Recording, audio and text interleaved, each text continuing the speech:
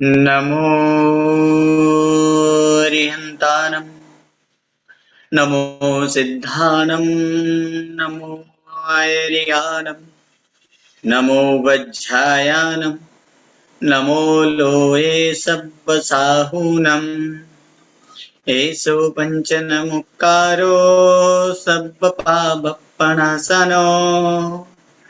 मङ्गलानं च सर्वेसिं परमं हवै मङ्गलम् मङ्गलं भगवान् वीरो मङ्गलं गौतम प्रभु मङ्गलं स्थूलिभद्राद्या जैनधर्मस्तु मङ्गलम् ओङ्कारबिन्दुसंयुक्तं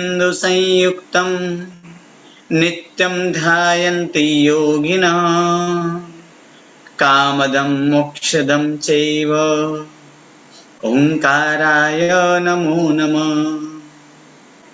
अज्ञानतिमिरन्धानं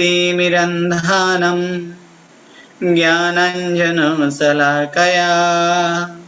नेत्रम् उन्मीलितं येन तस्मै श्रीगुरवे नमः। आज पर्युषण पर्व का 7वां दिन और इस 7वां दिन में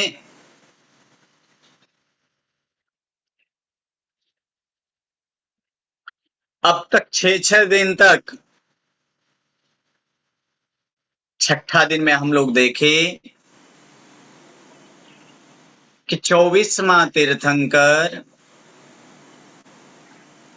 वीर प्रभु और वीर प्रभु का जन्मोत्सव,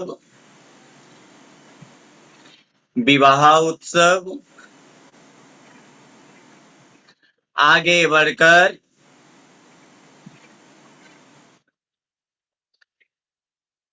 दीक्षा उत्सव, केवल ज्ञान उत्सव और निर्वाण अर्थात मोक्ष उत्सव,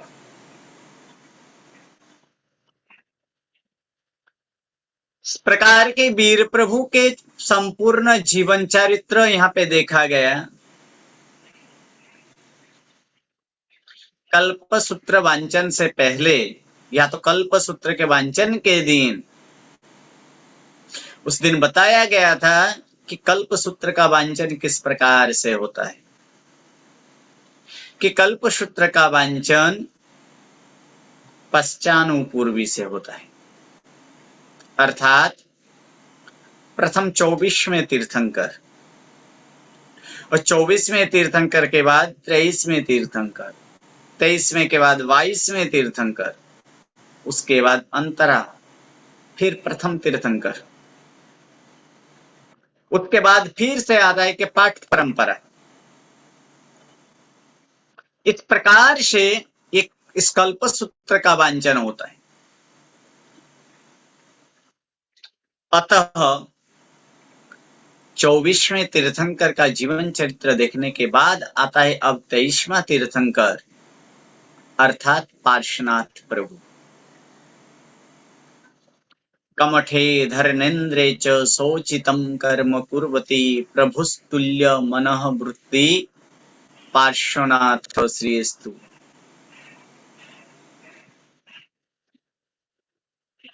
ये पार्श्वनाथ प्रभु 23वें तीर्थंकर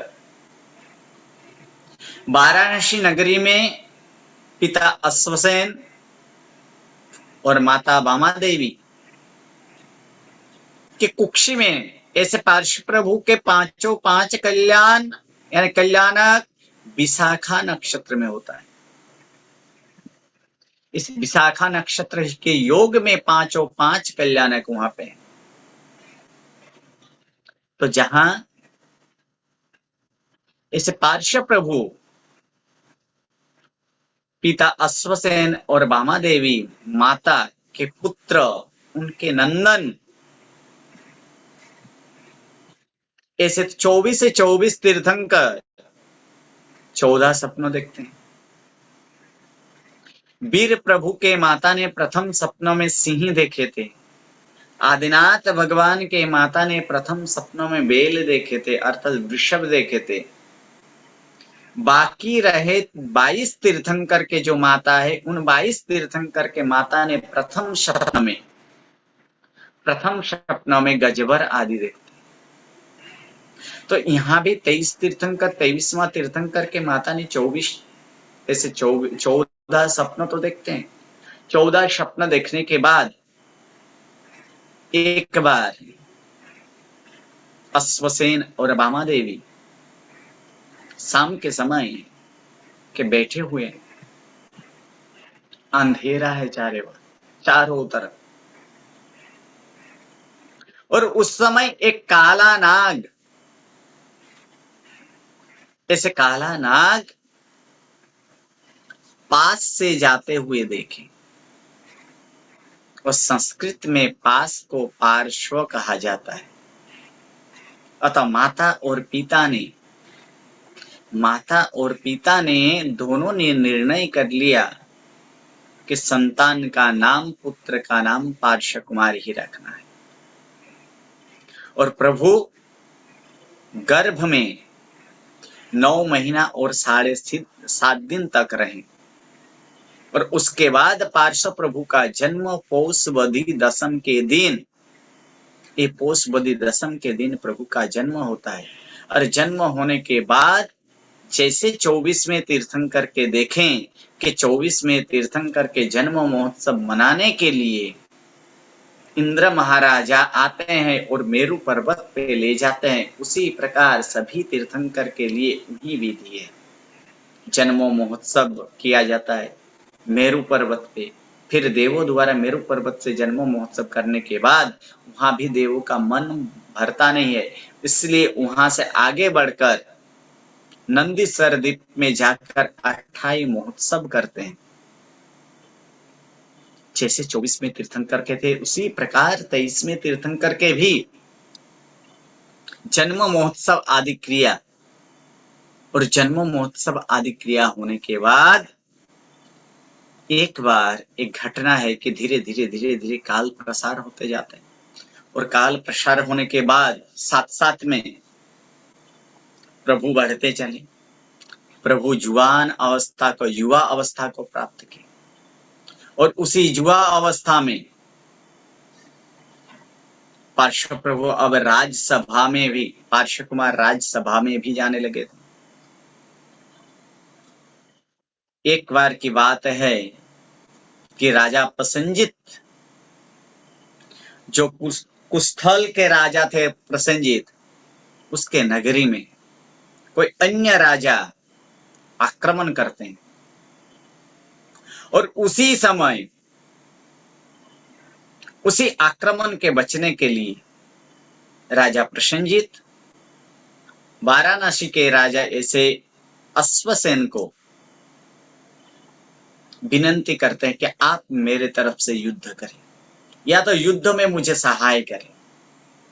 तब दूत, कुस्थली का दूत राजा के पास, अश्वसेन के पास, वहां विनंती करते हैं कि आप कुछ ऐसे हमारे नगर की रक्षा करें। उस समय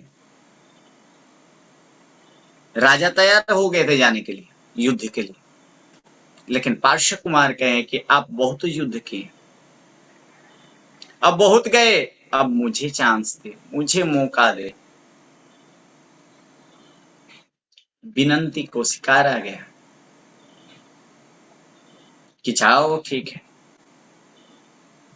तब वहां पे हाई दल, गजदल और पददल, पैदल, 3 प्रकार के सेना लेकर पार्श्व कुमार निकले।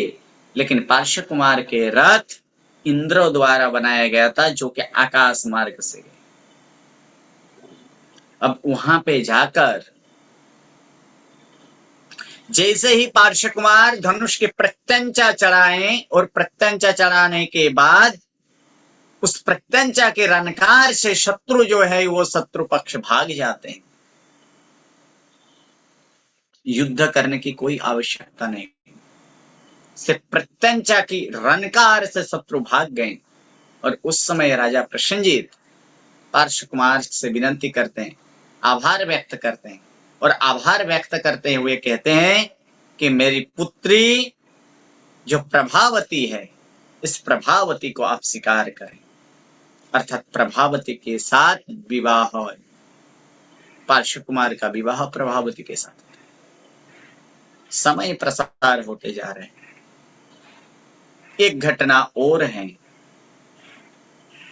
कि एक दिन की बात है कि पार्श्व कुमार और प्रभावती दोनों ऐसे झरोखे में बैठे थे, और उसी समय मार्ग से कुछ भीड़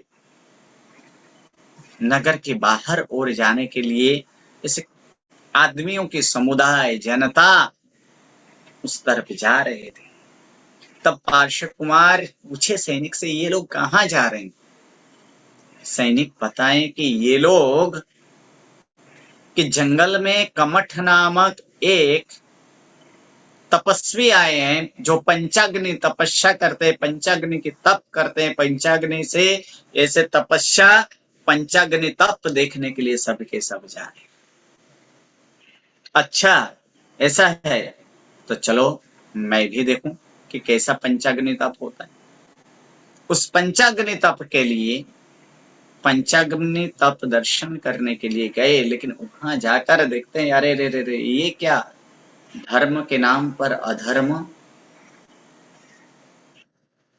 तब कमठ से कहते हैं कि हे महात्मन, आप ये कैसे धर्म कर रहे हो, आप ये कैसे तप कर रहे हो? जिस तप में, जिस धर्म में हिंसा है इस प्रकार की। तब कमठ बोले कि बालक, तुम्हें तप की क्या पता, तुम्हें धर्म की क्या पता। ये धर्म और तप ये तुमसे न हो पाएगा, इसका कुछ ज्ञान नहीं है तुम्हें कैसे करना है। कहाँ है यहाँ पे अधर्म के, कहाँ है, कहाँ पे हिंसा है? कि जिस यज्ञ कुंड में तुम ये लकड़े जला रहे हो, उस लकड़े में नाग है, हो ही नहीं सकता। उस लकड़े को चिराया गया, जैसे चिराए तो वहां आधा जला हुआ नाग निकला। उनको नवकार सुनाया गया, और नवकार सुनाने के बाद वो मृत्यु पाकर धर्मेंद्र बनते। ये अपमानित, ऐसे जनता के बीच ऐसे अपमानित हुए,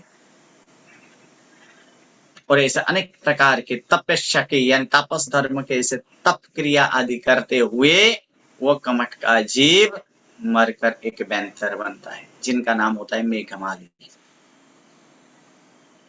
और इधर पार्श्व प्रभु का इस घटना से वैराग्य और जगह, वैराग्य हो गया, कहीं मन नहीं लगता था। तब वहां पे फिर से नेमिनाथ प्रभु की चित्रशाला में गए। एक चित्रशाला जहाँ पे नेमिनाथ भगवान के संपूर्ण जीवन चरित्र चित्रित था। उस चित्रशाला को देखकर, चित्रित को देखकर, नेमिनाथ भगवान के जीवन चरित्र को देखकर और वैराग्य प्रबल हुआ। और वैराग्य प्रबल होने के बाद बैसाख सुद 11 के दिन में, बैसाख सुद 11 के दिन विशाखा नक्षत्र के योग था, और उसी दिन अशोक वृक्ष के नीचे प्रभु 300 के साथ, 300 के साथ प्रभु दीक्षित हुए। और उस दिन प्रभु को अट्ठम था। ऐसे पार्श्व प्रभु के बारे में कुछ विशेष ऐसे उपसर्ग की वर्णन नहीं, लेकिन एक उपसर्ग आता है जो कि ये कमठ का उपसर्ग, अर्थात मेघमाली कमठ का जीव जो मेघमाली बने थे उनके द्वारा किया गया उपसर्ग था। अब इधर कमठ का जीव मरकर जो मेघमाली बने, वो मेघमाली देखते हैं किसके, क्योंकि अवधि ज्ञान है, और अवधि ज्ञान के प्रयोग से देखते हैं कि मैं आया कहां से, किस कारण से आया। देखा कि अपमान, और अपमान भी किसके द्वारा? एक राजकुमार, और वो राजकुमार यानी पार्श्व कुमार, और पार्श्व कुमार आज दीक्षा लिए हैं, मैं उसको हैरान करने वाला हूं। और ये परंपरा एक भाव से नहीं 10-10 भाव से चले आ रहे थे। पार्श्व कुमार ये पार्श्वनाथ भगवान के जीव और कमठ के जीव 10-10 भाव से एक दूसरे के साथ ऐसे परस्पर विरोधी हर एक भाव में कुछ ना कुछ करते थे। इस भाव में उपसर्ग किए, भयंकर उपसर्ग किए, लेकिन प्रभु का अवसर ध्यान से विचलित नहीं हुए। अंत में उन्हें मेघमाली, मेघ का स्वामी थे, और मेघ के स्वामी होने के कारण वो बारिश करने लगे। बारिश, इतना बारिश कि प्रभु को धीरे धीरे धीरे धीरे धीरे धीरे अब पानी का स्तर नासिका तक आ गया। तब वहां पे धर्मेंद्र का सिंहासन कंपायमान होता है, और धर्मेंद्र देखता है कि अरे रे रे ये क्या, जिसके कारण मैं यहाँ आज आया हूँ, और उसी की में इस प्रकार की आपत्ति, ऐसे आपत्ति रक्षण करना चाहिए। नीचे आते हैं और फिर वहां पे सांप का रूप धारण करके, सर्प रूप धारण करके वहां पे नीचे से सांप की बेड़ी से उठाते हैं और ऊपर से फना करते हैं। ऐसे एक ही उपसर्ग। उसके बाद क्षमा मांगते हैं 10 भाव के बाद। वहीं पे बोला गया है कि कमठे धर्मेंद्रे च सोचितम कर्म कुर्वती। कमठ और धर्मेंद्र खुद अपना अपना कार्य करते हैं। सउचितम कर्म कुर्वती, अपने अपने कार्य करते हैं। लेकिन प्रभु ना तो कमठ के प्रति द्वेष है, ना तो धर्मेंद्र के प्रति राग है। कैसे है प्रभु के दृष्टि? समदृष्टि, समान दृष्टि वाले। और उसके बाद ऐसे ध्यान में चढ़े कि फिर 84 दिन के बाद, दीक्षा के 84 दिन के बाद, चित्रबद्ध चौथ के दिन धातकी खंड के नीचे, जैसे धातकी वृक्ष जो होता है, उस धातकी वृक्ष के नीचे छठ के तप से तपित थे। उस दिन केवल ज्ञान की प्राप्ति होती है, और केवल ज्ञान की प्राप्ति के बाद अनेक जीवों को भव्य जीवों को देशना देते हैं, और भव्य जीवों को देशना देने के बाद जब अपना आयुष्य नजदीक की ओर आए, पूर्ण होने के आरे में आए, तब वहां से प्रभु विहार करके शिखर जी गए, समित शिखर। और समित शिखर में जाकर 1 महीना के उपवास यानी 30 दिन के उपवास रखकर 33 के साथ प्रभु कौन से दिन? श्रावण शुद्ध अष्टमी, श्रावण शुक्ल अष्टमी के दिन प्रभु वहां से मोक्ष में जाते हैं। ऐसे थे पार्श्वनाथ प्रभु के चरित्र। 23वां के बाद आता है 22वां, और 22वां तीर्थंकर के, तो 22वां तीर्थंकर नेमिनाथ प्रभु। यदु वंश समुद्रेन्दु कर्म क्षहुतासन अरिष्ट नेमिर भगवान भूयद वरिष्ठ नासन। नेमिनाथ भगवान के माता ने भी 14 सपना देखते हैं, और 14 सपना देखने के बाद उसके बावजूद और एक सपना देखते हैं, जिस कारण प्रभु का नाम पड़ा, नाम रखा गया। और वह सपना था कि आकाश में एक काला कलर का चक्र, नेमी का मतलब होता है चक्र, वह चक्र घूमते हुए देखे, लेकिन वो था काला, और काला का रिष्ट बोला जाता है। काला अशुभ होता है, इसलिए अशुभ के आगे अ लगाएं, यानी अशुभ अर्थात शुभ ही हुआ। इसलिए प्रभु का नाम रखा गया अरिष्ट नेमी। नेमी का मतलब चक्र, रिष्ट मतलब काला था, लेकिन वो काला अशुभ होता है, इसलिए उसके आगे अ लगा दिए, अर्थात अरिष्ट नेमी नाम हुए। ऐसे अरिष्ट नेमी भगवान यानी नेमिनाथ भगवान बाल ब्रह्मचारी, ऐसे प्रचंड वैराग्य। संसारी बात किसी को नहीं पता। प्रभु का जो जन्म है, वो प्रभु के जन्म ये 5 कल्याणक चित्रा नक्षत्र में होते हैं। और उसके बाद जन्म के बाद जैसे जन्म की क्रिया वही क्रिया है सभी में, कि जन्म महोत्सव आदि मनाना देवों द्वारा, आगे बढ़ते हुए अब माता पिता वहां पे सोचते हैं कि कुछ तो करें, इनकी शादी करवाएं, लेकिन सांसारिक बात प्रभु के सामने कोई नहीं कर पाता। एक बार ये समुद्र विजय, जो कि प्रभु के पिता कृष्ण को बुलाते हैं, जो कृष्ण उनके ऐसे चचेरे भाई हैं, और कृष्ण को कहते हैं कि आपके तो बहुत सारे पत्नी हैं, इनको भी कुछ शादी के ऐसे रंग लगाओ। तो जिस कारण वहां से कृष्ण वह द्वारिका में ले जाते हैं। वह द्वारिका में ले जाने के बाद वो पूरा द्वारिका दिखाते हैं। कृष्ण ऐसे कोई काम में अंदर थे, वो घूमते घूमते घूमते घूमते आयुधशाला पहुंचे, और आयुधशाला पहुंचते ही एक एक शस्त्र को उठाने लगे, जिसे सैनिक देखकर भी अचंभित हो गए, क्योंकि इस शस्त्र को उठाने वाला और कोई नहीं, सिर्फ कृष्ण ही उठा सकते थे। वो दौड़े कृष्ण के पास, लेकिन उसी समय वहां पे पंचजन्य शंख का आवाज आया, जिसे सुनकर कृष्ण भी आश्चर्यचकित हो गए कि ये क्या, कौन सा शत्रु उत्पन्न हुआ है। लेकिन उसी समय आकाशवाणी होता है कि हे कृष्ण, तू चिंता नहीं कर, ये शंख ध्वनि नेमि कुमार द्वारा किया गया है, और जो कि 22वां तीर्थ, इस अवसर्पणी के 22वें तीर्थंकर हैं, और जो ये कोई राजा आदि भोग करने वाले नहीं है, बाल ब्रह्मचारी होंगे। इसलिए तू चिंता नहीं कर कि तेरे राज्य को कोई हड़पने वाला नहीं है। फिर भी शंका, ये देववाणी को भी छोड़कर वो दौड़े आयुधशाला के तरफ। वहां देखे कि ये तो अपने ये आयुधों के साथ, शस्त्रों के साथ ये तो खेलते रहता है। तब कृष्ण को लगा कि उसे शंका था कि कहीं ये मेरा राज्य ना ले ले, इसलिए बोले कि चलो, ऐसे तो बहुत उठा लिए शस्त्र, अब एक दोनों से युद्ध कर लेते हैं। ठीक है, लेकिन इस युद्ध में परस्पर ही युद्ध होगा, ये परस्पर ही युद्ध होगा, और कोई सेना सैनिकों आदि से नहीं। तैयार, मंजूर, दोनों युद्ध करने लगे। ऐसे अनेक प्रकार के युद्ध थे उस समय। दृष्टि युद्ध, यानी आंखों से आंखों मिलाना, मुष्टि युद्ध, एक दोनों के साथ ऐसे मुट्ठी से, अनेक प्रकार के युद्ध थे, मल्ल युद्ध।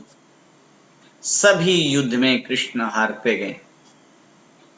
अंत में शारीरिक बल के परीक्षण के लिए ऐसे किया गया है कि किसमें कितना शारीरिक बल है, उसके लिए हाथ को लंबाया गया है कि ऐसे एक हाथ को जो नीचे जिसका उतारे वो जीत जाएंगे। पहले प्रभु कृष्ण के हाथ जो है, इस कृष्ण के हाथ को नीचे कर दी एक ही हाथ से। अब वहां पे प्रभु जब हाथ लंबाए, प्रभु जब हाथ ऐसे लंबा किए, उस समय उस हाथ को दोनों हाथ से कृष्ण ने वो दोनों हाथ पकड़कर वो झूले। उस समय कवि की यहाँ पे एक व्याख्या वहां पे लिखते हैं इस प्रकार से कि मानो कि वो दोनों हाथ से प्रभु के जो हाथ पर लटके थे, ऐसे कृष्ण का वर्ण था। कौन सा वर्ण? कृष्ण। तो कृष्ण का वर्ण था काला, और बंदर का वर्ण कैसे होता है कि बंदर का वर्ण भी होता है काला। तो मानो कि कोई डाली में ऐसे बंदर लटक रहा हो, इस प्रकार से दर्शाए, इस प्रकार से कि मानो इस प्रकार दिखाई दे। इसके बाद कृष्ण को लगा इसे कुछ ना कुछ तो करना पड़ेगा। अब वहां कृष्ण के अनेक ऐसे स्त्रियां, अनेक पत्नियां थी। एक दिन जल क्रीड़ा के लिए सब कोई गए थे। उस समय नेमि कुमार को भी जोर जबरदस्ती वहां पे ले जाया गया, और कुछ रानियां वहां पे नेमि कुमार के ऊपर पानी छिड़कते गए। वहां पे उस समय रुक्मणी आदि जो थे वो कह लगे इतना ही जल क्रीड़ा करने की शौक है तो शादी क्यों नहीं कर लेते। इस शादी का नाम सुनकर वो मौन थे और मौन से सबको जैसे माना जाता है कि मौन में सम्मति है। तब कृष्ण देखे कि यही एक मौका है जो वो शादी के लिए तैयार हुआ है, यानी मौन थे, तैयार तो नहीं थे लेकिन मौन थे, तो मौन में ऐसे सम्मति मान लिए थे कि चलो इसी समय इनका विवाह निश्चित किया जाए, विवाह के बंधन में बांधा जाए। समय था चातुर्मास का समय, चौमासा के समय। चातुर्मास के समय होने के कारण कि कोई चातुर्मास में सभी कार्य ऐसे अशुभ माना गया है, इसलिए कोई भी शुभ कार्य वहां पे नहीं होता था। लेकिन ये मौका पाकर कृष्ण दौड़ते हैं समुद्र विजय जी के पास और समुद्र विजय जी को कहते हैं कि वो तैयार हो गए। तो तैयार तो हो गए लेकिन पुत्र मान गए, आप पात्री कहां से लाएं, अर्थात पुत्र वधू किसको बनाया जाए। तब कृष्ण बोले चिंता करने की कोई जरूरत नहीं है, उग्रसेन राजा की बेटी जो है राजूल, मथुरा के उग्रसेन की बेटी राजूल जो है उसके साथ इनका विवाह निश्चित करते हैं। वहीं चौमासा में निश्चित भी हो गए, विवाह का समय, विवाह तय हो गया। विवाह के लिए, विवाह के दिन ही ये सभी के सब अब जा रहे थे ये विवाह करने के लिए। उस समय राजुल के सखियां कहते हैं कि सुना है कि नेमि कुमार काला कृष्ण वर्ण के हैं, श्याम वर्ण के हैं, तो ये श्याम काला, काला तो अशुभ होता है। तब वहां पे राजुल कहते कि सभी काला कहीं अशुभ नहीं होता, जैसे कि माथे की बाल ये काला ही अच्छा होता है, ये सफेद अच्छा नहीं। जैसे आंखों के ये तारा अर्थात ये रेटिना जो होता है वो कीकी, वो भी काला ही अच्छा है, वो सफेद हो जाए तो उसका कोई काम नहीं होता। ऐसे अनेक प्रकार के मजाक मस्तियां वहां चालू थे और अचानक ऐसे समाचार आया कि समाचार इस प्रकार से था कि नेमि कुमार अब रथ फिर से पीछे घुमा लिए। क्यों? तो उसके पीछे एक घटना घटित हुआ था और वो घटना इस प्रकार, जिस मार्ग से नेमि कुमार जा रहे थे विवाह के लिए, वहां कुछ पशु के पुकार सुनाई दी, पशु के पुकार, और पशु के पुकार सुनकर उस मार्ग में उसके शब्द को अनुसरण करते हुए सारथी को बोले कि वहां ले चलो उसके जहां ये पशु हैं। वहां ले गए, बहुत सारे सैकड़ों हजारों ऐसे पशुओं थे। ऐसे पशुओं को वो पूछे कि किस लिए, कि ये आपके विवाह के उपलक्ष्य में, विवाह के उपलक्ष्य में इनका मांस सभी को पिरसा जाएगा भोजन के लिए। ऐसा है, छोड़ दो सभी को मुक्त करो, अबोल प्राणी है, सभी को मुक्त किया गया। और मानो कि ये प्राणी वहां से ऐसे दौड़े भागे,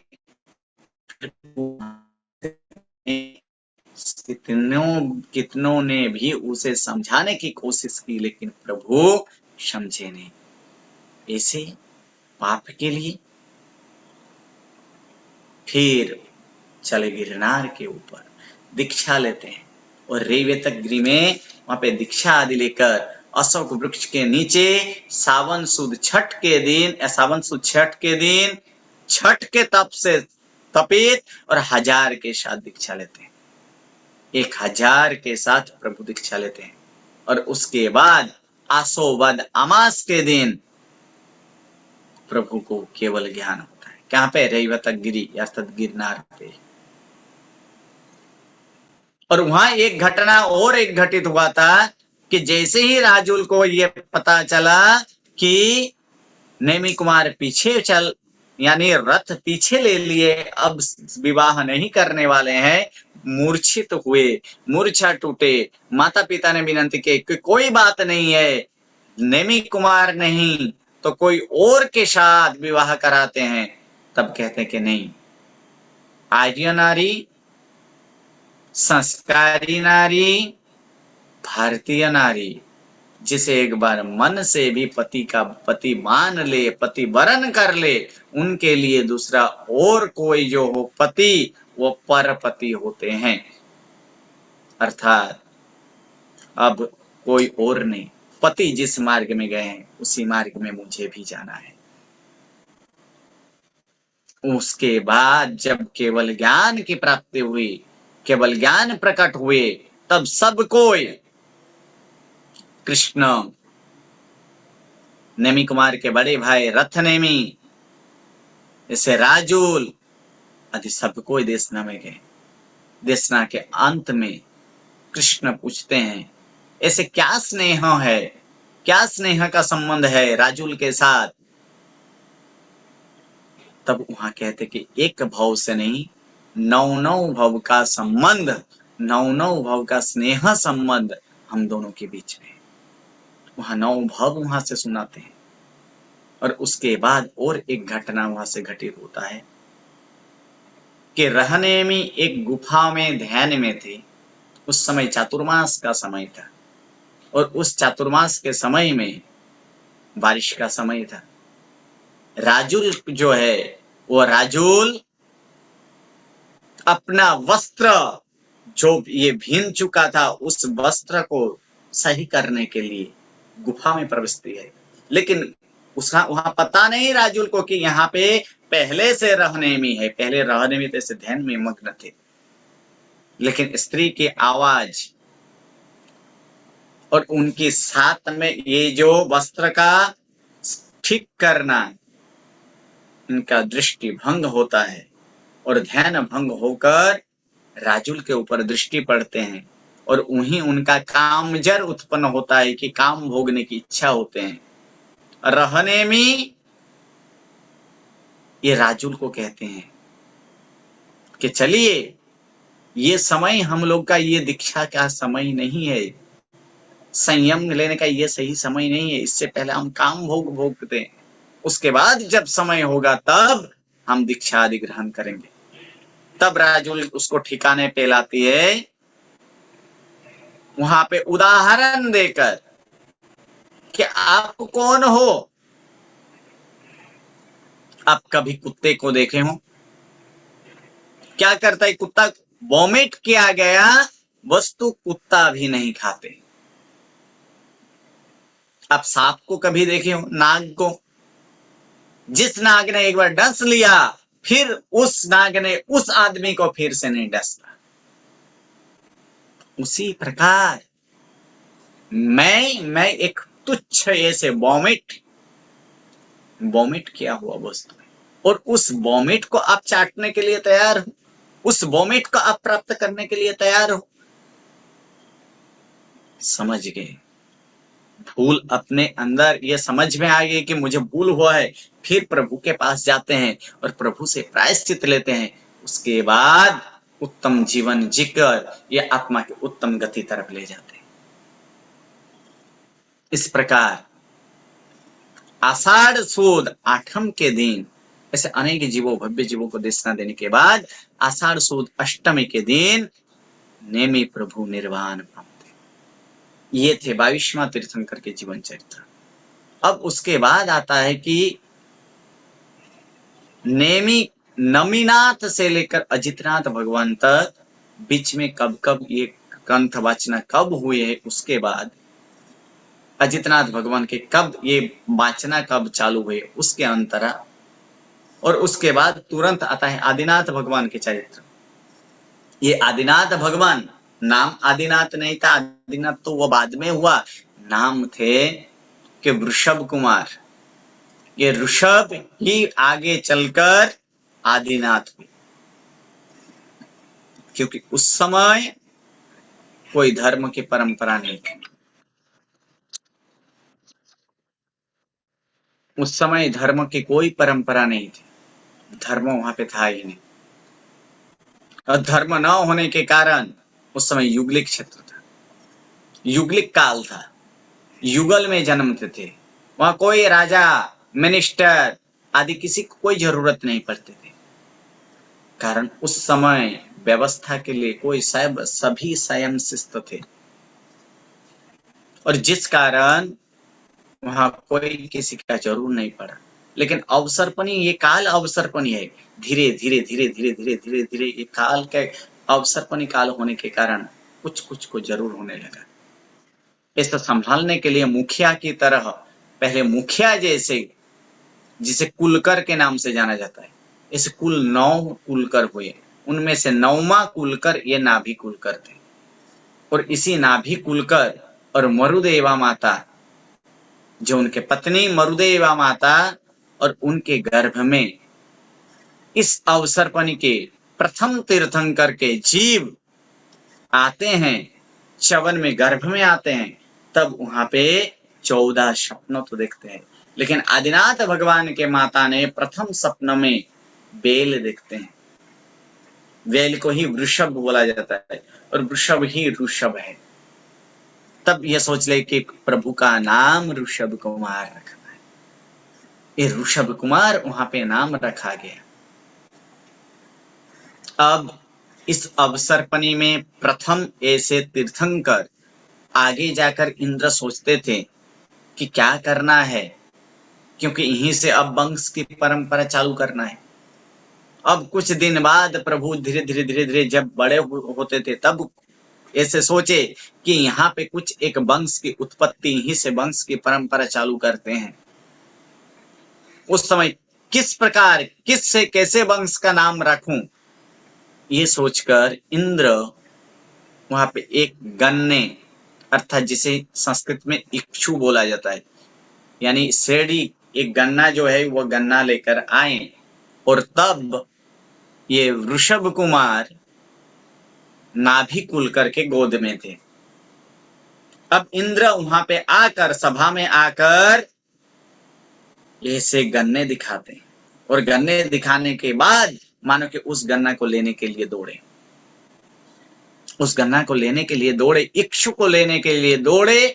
तब वहां से इंद्र ये घोषित किया कि इस कुल का नाम आज से इक्ष्वाकु कुल है, इक्ष्वाकु वंश। इस वंश का नाम हुआ इक्ष्वाकु वंश। वहीं प्रथम वंश चालू हुआ इक्ष्वाकु वंश। उसके बाद अनेक ऐसे वंश आए, हरिवंश, कुरुवंश, चंद्रवंश, सूर्यवंश आदि अनेक प्रकार के वंश है। लेकिन प्रथम वंश जो है वो यही था कि ये इक्ष्वाकु वंश। समय प्रसार होते गए, और समय प्रसार होते होते अवसरपनी का समय था, इसलिए सब धीरे धीरे धीरे धीरे धीरे काल की परंपरा से अब पहले खाना आदि कुछ भी कार्य युगलिक जो है वो कल्प वृक्ष से लेते थे। अब कल्प वृक्ष अपना प्रभाव दिखाना बंद कर दिया। अब इस कारण कि क्या करें, उस समय कल्प वृक्ष जो है वो कल्प वृक्ष अपना प्रभाव दिखाना बंद कर दिया। तो कुछ ऐसे युगलिक आकर नाभि कुलकर को कहते हैं कि अब कुछ कीजिए, कल्प वृक्ष अब हमें कुछ भी नहीं देते हैं। तब नाभि कुलकर बोले कि ऋषभ अब युवा अवस्था को प्राप्त कर चुके हैं, उसी से पूछो, वही कुछ करेंगे। अब उस समय युगलिक आए, लेकिन कहते कि पहले उसका अभिषेक तो करो। अभिषेक करने के लिए तैयार हुए, अभिषेक के लिए वो पानी लेने गए। उधर इंद्र आकर देखते कि रे रे रे रे, ये अभी के समय के जितने सारे युगलिक है ये जड़ और सरल है, वो पानी लाकर प्रभु के कहाँ पे अभिषेक करेंगे ये कुछ पता नहीं, इससे पहले ही मैं इनका राज्य अभिषेक कर दूं। तो आए, एक राज्य बनाए, और उस राज्य का नाम दिया कि विनीता राज्य।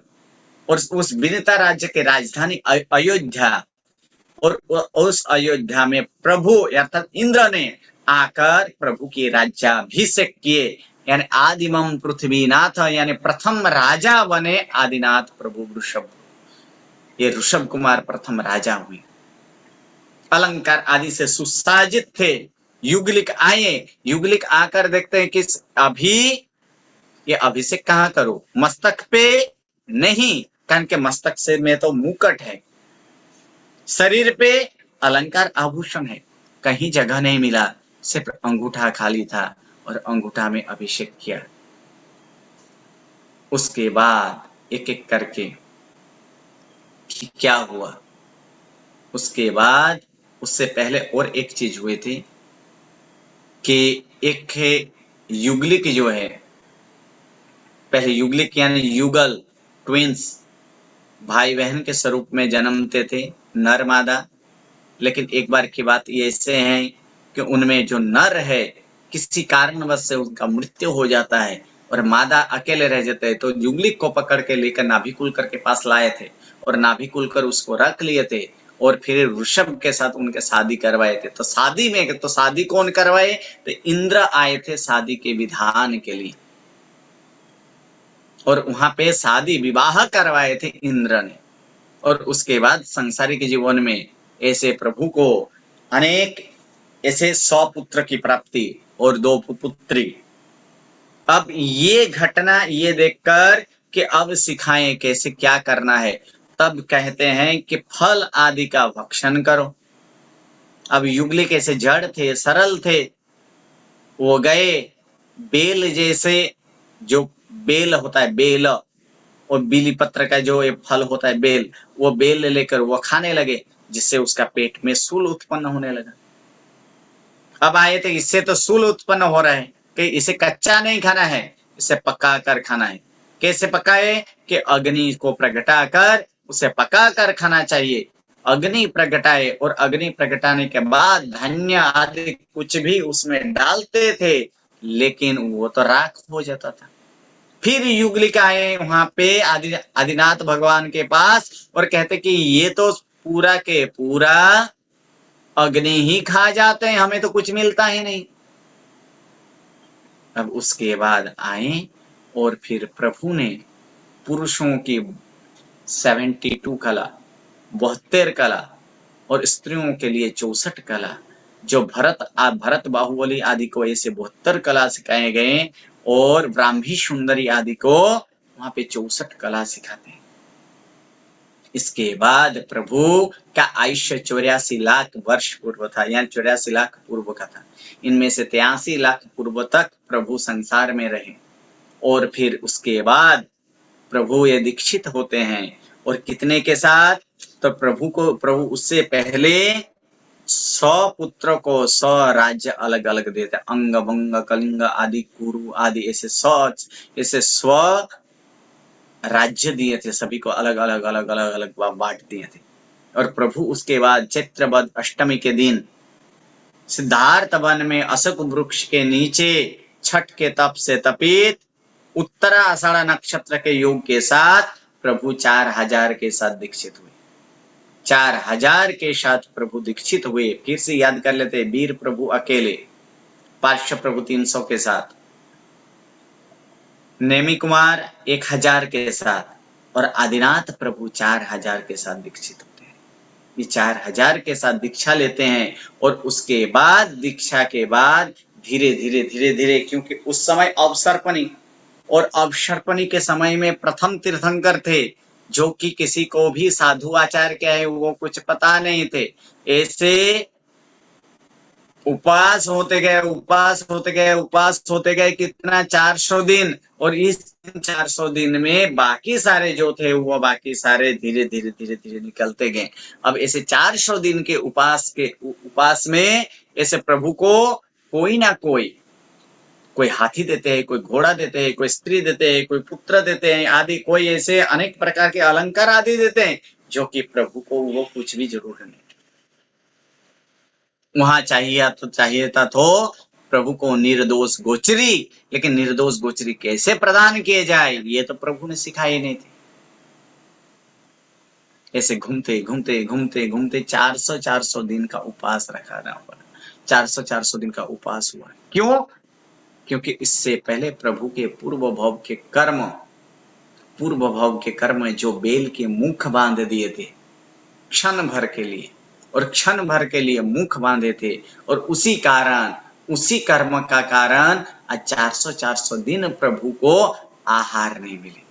उसके बाद श्रेयांश कुमार अर्थात प्रभु के पुत्र का पुत्र, ऐसे पुत्र उसे सपना आए थे और उस दिन प्रभु उसी मार्ग से विहार करते थे। और उस समय देखे कि ऐसे कुछ ऐसे वेश वाले, ऐसे क्रिया वाले कहीं देखा हूं।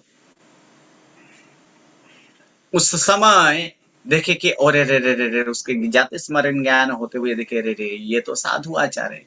और साधु आचार को कैसे बोहराया जाता है वो सब याद आया। प्रभु को विनंती करते हैं और उस समय ऐसे तेर घड़ा, जो तेर घड़ा पड़ा हुआ था इक्षुरस, उसी इक्षुरस से परना करवाए। और आज भी उसी का प्रचलन है कि उसी जैसे इक्षुरस का परना किया गया, तो ऐसे ही बरसी तप की पारना भी इक्षुरस से होता है। और उसके बाद प्रभु को महाबद 11 के दिन प्रभु को सकटमुख उद्यान में न्यायग्रोध पेड़ के नीचे निर्मल जल के छठ के तप से तपित ऐसे प्रभु को उत्तरा आषाढ़ नक्षत्र में प्रभु को केवल ज्ञान की प्रकट होते हैं, यानी प्रभु केवल ज्ञान को प्राप्त करते हैं। केवल ज्ञान प्रकट हुआ और उसी दिन ऐसा हुआ कि भरत जो है, ये भरत राजा के आयुधशाला में भी चक्र रत्न का उत्पन्न हुआ। चक्र रत्न ये सूचित करता है कि चलो अब 6 खंड को साधित करना है, क्योंकि चक्रवर्ती थे भरत। अब करे क्या? एक तरफ केवल ज्ञान यानी प्रभु की देशना, दूसरी तरफ चक्र रत्न। तो किसको प्रथम मुख्यता, किसको महत्ता दें? तो उस समय चक्रवर्ती के चक्र को छोड़कर खुद गए ऐसे समूह शरण में। उस समय समूह शरण में जो भरत है, ये भरत भी अपनी दादी को अम्मा यानी माँ ही कहते थे। उनको लिए जब से ये आदिदात प्रभु यानी ऋषभ जब से ये दीक्षा लिए तब से रोते थे, जिन कारण उनके आंखों में पटल, उसके आंख में पटल यानी पड़ बांध गए थे, जो कुछ दिखाई नहीं दे रहे थे। अब हाथी के ऊपर, अंबाड़ी के ऊपर बैठाए थे और वहां देवदुंदुभी आदि का नाद सुनते हुए अब मरुदेवा माता भरत से पूछते हैं कि यह आवाज कैसी आवाज है? तब भरत कहते कि तू जिसके लिए चिंता करती थी, यानी वृषभ के लिए, उनके सेवा में तो करोड़ों करोड़ों देवों उनकी सेवा कर रहे हैं। अच्छा ऐसा है। फिर से एक बार आंख में आंसू आए और फिर पटल दूर हुआ, उसे देखे कह रे इतना स्वार्थी जिनके लिए मैं इतना चिंता के, वो आज मेरे लिए कुछ भी नहीं। ऐसे सोचते सोचते उन्हीं उनको ऐसे भाव में चढ़े कि वहां केवल ज्ञान, और केवल ज्ञान की प्राप्ति हुए, और केवल ज्ञान की प्राप्ति के बाद अंतर मुहूर्त में उन्हें मोक्ष में गए।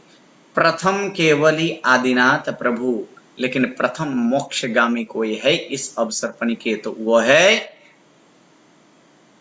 मरुदेवा माता। ये मरुदेवा माता प्रथम ऐसे मोक्षगामी बने, मोक्ष का द्वार खोलने वाले। उसके बाद 6 खंड को जीत के आए। फिर जीतने के आने के बाद ऐसे तब भी चक्र रत्न प्रवेश नहीं करते, चक्र रत्न वहां प्रवेश नहीं करते। अब कैसे? क्योंकि सभी को जीत लिए थे, अपने भाई को जीतना बाकी था। अपने भाई को वहां पे पत्र लिखे कि सब मेरे शरण में आ जाओ। उस समय 98 भाई आदिनाथ प्रभु के पास जाते हैं और कहते हैं कि आपका दिया हुआ राज्य फिर से भरत मांग रहा है। उस समय देशना देते हैं, देशना में समझ जाते हैं, वैराग्य होकर वहीं पे दीक्षा ले लेते हैं। लेकिन बाहुबली कि ऐसे इस प्रकार से राज्य नहीं मिलने वाला है, चाहिए तो मैदान में आ जाओ, युद्ध करो और राज्य ले जाओ। युद्ध करके अनेक वर्षों तक युद्ध चले। इंद्र फिर दोनों को समझाए कि इस तरह से युद्ध करोगे तो कितने ऐसे प्राणियों की हिंसा होगी, अरस परस आपस में युद्ध करो। और उस समय आपस में युद्ध करने के लिए अंतिम समय बार बार ऐसे भरत हार जाते थे। अंत में जब कुछ नहीं होता है तब चक्र रत्न छोड़ा जाएगा, चक्र रत्न का प्रयोग किया जाता है। चक्र चलाएं, लेकिन चक्र सगोत्र होने के कारण चक्र भी उसमें विफल होता है और चक्र फिर से अपने हाथ में आ जाते हैं।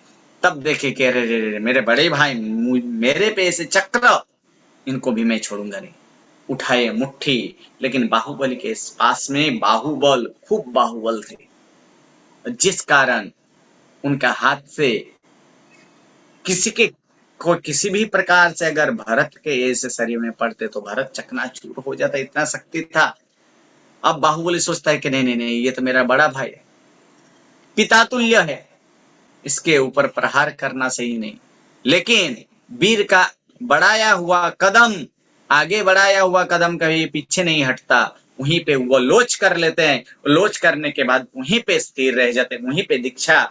फिर कहते कि ये तो दीक्षा तो मैं ले लिया, अगर मैं प्रभु के पास जाऊं तो मुझसे छोटा 98 भाई है, उनको भी बंधन करना पड़ेगा। अहंकार, ईमान के कारण वो नहीं गए, वहीं पे मुझे भी केवल ज्ञान की प्रकट हो जाए उसके बाद मैं जाऊं।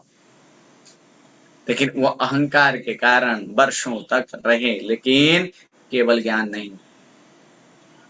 तब वहां पे प्रतिबोध करने के लिए ब्राह्मी और सुंदरी को भेजा जाता है, और ब्राह्मी और सुंदरी वहां पे जाकर कहते हैं, हे भाई अब तो हाथी से नीचे उतरो, बीरा मोरा गजा थकी उतरो,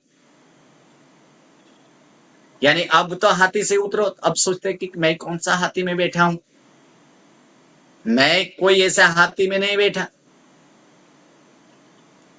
फिर उसका ध्यान जाता है कि सही बात है, मैं अभिमानी रूपी हाथी में बैठा, अभिमान रूपी हाथी में मैं बैठा हूं, इसको त्याग करना चाहिए, अभिमान छोड़ना चाहिए। जैसे ही वो पैर नीचे किए, वहीं पे केवल ज्ञान। और फिर वहां से चलते हैं आदिनाथ प्रभु के पास। ऐसे ही एक दृष्टांत भरत चक्रवर्ती के साथ भी होता है। भरत चक्रवर्ती सीसा महल में जाता है, और सीसा महल में जाने के बाद किसी कारण बस एक अंगूठी, हाथ से अंगूठी निकल जाता है। तब देखता है कि ये रे रे ये अंगुली की शोभा एकमात्र अंगूठी से। एक एक करके अलंकार त्याग करते गए, अलंकार त्यागते गए, अलंकार त्यागते गए, और ऐसे भावना में भावित हुए कि उन्हीं गृहस्थ अवस्था में ही केवल ज्ञान। अब वहां पे देवो आते, वस्त्र प्रदान करते हैं, और फिर प्रभु के पास वहां पे जाते हैं। और उसके बाद धीरे धीरे धीरे धीरे समय, जब समय प्रसार होते गया, और महाबद तेरस के दिन अष्टापद पर्वत ऊपर 10,000 के साथ अभिजीत नक्षत्र के योग में प्रभु मोक्षपुरी सिधारे। इस प्रकार यहाँ पे 7वां व्याख्यान यहाँ पूर्ण होता है। नमो अरिहंतानम, नमो सिद्धानम, नमो आर्य, नमो ज्ञानम, सावनम एस व्यंजनम कार्य स्वभाव पुनः मंगलानम सभ्य परमो होय मंगलम। 8वां व्याख्यान में आता है कि पाठ परंपरा। इस शासन अब तक जो हमें मिला है, आज जिस शासन में हम है, उसके पीछे है कि पाठ परंपरा। इस शासन को चलाने वाले कौन? अंत में तीर्थंकर तो थे, 24वें तीर्थंकर। इस 24वें तीर्थंकर किनको सौंपे? तो 24वें तीर्थंकर जो थे उनके 11 गणधर थे, लेकिन गण 9 ही। गण का मतलब होता है टीम, एक ग्रुप। ऐसे 9 थे, लेकिन उनमें कैप्टन 11 थे, यानी उनके अधिनायक जो गणधर के नाम से जाना जाता है, ऐसे गणधर 11 थे। 2 गण में ऐसे थे कि जहां 2-2 गणधर थे, 2 गण में 2-2 गणधर थे। ऐसे गंधर में अब 11 गंधर में वीर प्रभु सौंपे सुधर्मा स्वामी को, कारण कि गौतम स्वामी से ज्यादा आयुष्य वाले थे सुधर्मा स्वामी, और सुधर्मा स्वामी को सौंपा गया। और सुधर्मा स्वामी उसके बाद सौंपते हैं कि जम्बू स्वामी को। जम्बू स्वामी यानी जम्बू कुमार, जिनकी शादी एक दिन पहले शादी और दूसरे दिन में ही दीक्षा, क्योंकि तब ऐसे नियम था, ऐसे रीति रिवाज कि पहले से ही जैसे ही जन्म के कुछ दिन के बाद ही वहां पे निश्चित कर लेते थे कि इनका विवाह इनके साथ होने वाला है। तो ऐसे ही जम्बू कुमार के माता पिता ने भी पहले 8 ऐसे श्रेष्ठी पुत्री के साथ विवाह के लिए निश्चित किए थे। एक दिन सुधर्मा स्वामी के व्याख्यान में गए और व्याख्यान में जैसे राग लगे, ऐसे रंग लाए कि वैराग्य के रंग जागे, और फिर माता पिता से आकर विनंती करते हैं कि मुझे दीक्षा ही लेना है और कुछ नहीं। बहुत समझाए लेकिन माने नहीं। फिर दीक्षा ये तो ग्रहण तो किए, लेकिन उसके पहले कहते हैं कि जो निर्णय किए हैं 8 षष्ठी पुत्र, उनको भी कुछ तो उसका भी निर्णय सुनना चाहिए। 8 षष्ठी पुत्र को ऐसे पत्र लिखा गया। पत्र लिखने के बाद 8 एक जगह पे सम्मिलित होते हैं और निर्णय करते हैं कि अब क्या करें। उस समय कोई निर्णय कुछ नहीं हो पाता है, लेकिन 8 कुमारी, षष्ठी कुमारी जो है वो आते हैं कि आप ये मुझ पे छोड़ दीजिए। स्त्री को यानी स्त्री के सामने पुरुष को वश करना ये तो बायां हाथ का खेल है, हम लोग वश कर लेंगे। अगर नहीं वश कर पाए तो पुत्र जो पति जिस मार्ग में है उसी मार्ग में हम भी जाने के लिए तैयार हैं। अब एक दिन के विवाह हुए और विवाह में ऐसे 8 विवाह के लिए वहां पे पहुंचे, विवाह हो गए। और विवाह की रात्रि में उस समय एक प्रभव नामक एक चोर था, जिनके पास 2 ऐसी विद्याएं थी, एक सुलाने की, नींद की, और दूसरा ऐसे ताला तोड़ने की। अब देखे कि आज इनके घर में 9 सेठ की ऐसे पुत्री, इनके 9 सेठ की पुत्री के साथ इनका विवाह हुआ है, धन धान्य आदि बहुत कुछ आया है, चल आज इसके घर को लूटता हूं। जम्बू कुमार के घर को लूटने के लिए गए और वहां पे सब कुछ लूट लिए। उसके बाद इधर एक कक्ष में जम्बू कुमार और 8 पत्नियां जो एक दूसरे के साथ वार्तालाप किस प्रकार के एक प्रश्न पूछते हैं कि क्यों संयम लेना चाहिए, और एक तरफ था कि क्यों संयम नहीं लेना चाहिए। इसी प्रकार के वार्तालाप चलते गए और रात्रि प्रसार होते होते चौथा प्रहर में आ गए, अर्थात अंतिम समय में रात के 4 प्रहर होते हैं, उस चौथा प्रहर में आ गए। अब प्रभव भी अब लूट कर जाने के लिए तैयार थे, लेकिन जम्बू कुमार की बात उनके कान में पड़ी, कुछ रस जगा तो वो सुनने के लिए तैयार वहीं पे खड़े रह गए। तो ऐसे खड़े रह गए कि जब 8 ऐसे राजपुत्री, ऐसे षष्ठी पुत्री जब हार गए कि अब निर्णय कर लिए कि जम्बू कुमार जिस मार्ग में जाए, पति जिस मार्ग में जाए, पत्नी भी उसी मार्ग में चलेंगे। ये निर्णय करते हुए वहीं जैसे ही दरवाजा खोले तो वहां प्रभव को स्थिर मिला कि प्रभव ना तो हिल सकता है ना तो चल सकता है, वो स्थिर हो गए थे, स्तंभित हो गए थे। अब प्रभु कहते हैं कि मुझे छोड़ाओ, आपके पास जो विद्या है ना वो विद्या आप मुझे दे दो, मेरे पास 2 विद्या है, वो 2 विद्या आप ले लो। एक तो नींद की, वहां पे विद्या दी थी, लेकिन वैराग्य के बातों के सामने उनकी विद्या फीकी, अर्थात वो विद्या कुछ काम नहीं आए। और वहां से वो कहते कि मेरे पास कुछ विद्या नहीं है, नौकार ही एक मंत्र है, उसके सिवाय कोई मंत्र नहीं है। लेकिन कुछ ऐसे बातों उनके प्रभव के कान में गए थे, प्रभव भी वैराग्य हो गए थे। प्रभव कहते कि स्वामी आपके मार्ग में मैं भी चलने के लिए तैयार हूं, लेकिन एक काम, मैं अपने पल्ली में जाकर इस 500 में से कोई एक पल्ली को उसके एक स्वामी बनाकर फिर मैं आपके मार्ग में मैं भी आता हूं। वो भी तैयार हो गए। अब वहां से पत्र लिखे पुत्री ने अपने माता पिता को, और माता पिता को लिखे कि अब हमें भी दीक्षा लेनी है, और दीक्षा लेने के लिए वहां पे तैयार हुए कितने, एक प्रथम नंबर जम्बू कुमार खुद, उनके 8 पत्नियां, 8 1 9, जम्बू कुमार के माता पिता 9 2 11। अब श्रेष्ठी पुत्री के माता पिता भी सोचते हैं कि अगर पुत्री उस मार्ग में जाता है तो हम लोग यहाँ संसार में रहकर क्या करेंगे, और उनका ये 16, अर्थात कितने हुआ, 11 और 16 27, और फिर प्रभव सहित 500 चोर, यानी 527 की दीक्षा होते हैं। और ऐसे जम्बू कुमार को सुधर्मा स्वामी, ऐसे जम्बू स्वामी को पाठ सौंपे। जम्बू स्वामी के बाद वही जम्बू स्वामी जो अंतिम केवली और अंतिम मोक्षगामी बने, उसके बाद मोक्ष का द्वार बंद हुआ।